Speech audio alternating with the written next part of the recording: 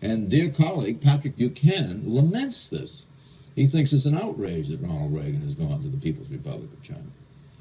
John McLaughlin has been the executive editor of the National Review in Washington for 4 years. He's been here in Washington for 13 years. He moderates, as we said earlier, the McLaughlin Group, a television show weekly where, shall we say, you mix it up pretty good. I mean, somebody totally uninhibited, and these guys all have very strong opinions, and the program travels very fast. It rides a very fast-moving current of high-voltage opinion, no question about it. We also intersperse videotape clips, and we have that kind of engages even a sixth party in our discussion. I was a couple of days ago having my trousers altered at the tailor. Well, lucky tailor. And the woman said to me, I said, "Do you watch television?" She said, "What do you do?" I said, "I'm on cable television." She said, "Do you watch television?" And she said, "No, I haven't got time to watch television. I only watch the McLaughlin Group." And I said, "Well, why do you watch the McLaughlin Group?" She says, "I just love to watch them go at each other." Is that all an act? No, it's not an act at all.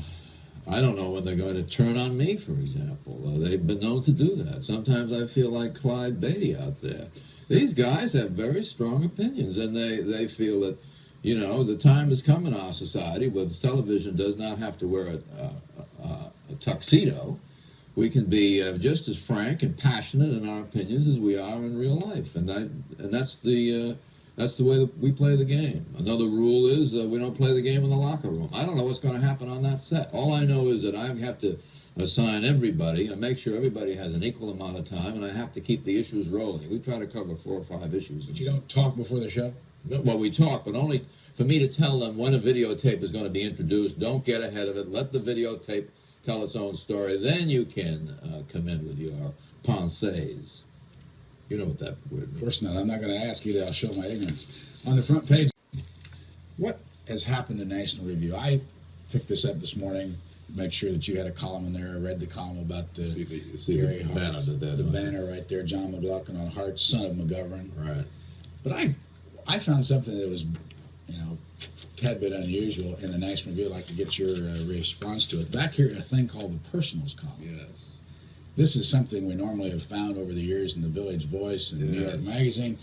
Reactionary journalist, writer, Manhattan, tall, dark, 35, expatriate Californian, loathes liberals, feminist, therapy type, sensitivity, quiche, seeks old-fashioned girl for marriage, kids, country life, no smokers, right, National Review box, such and such. What is that all about? Conservative, what, having personals? If you're a conservative, do you loathe feminist, therapy type, sensitivity, quiche? Well, a lot of them do. A lot of them do. But you surely are not going to object, you with your humanitarian instincts, in a man who is experiencing some degree of loneliness and putting an advertisement in a magazine seeking female companionship. That's an entire, you know, conservatives are human, Brian.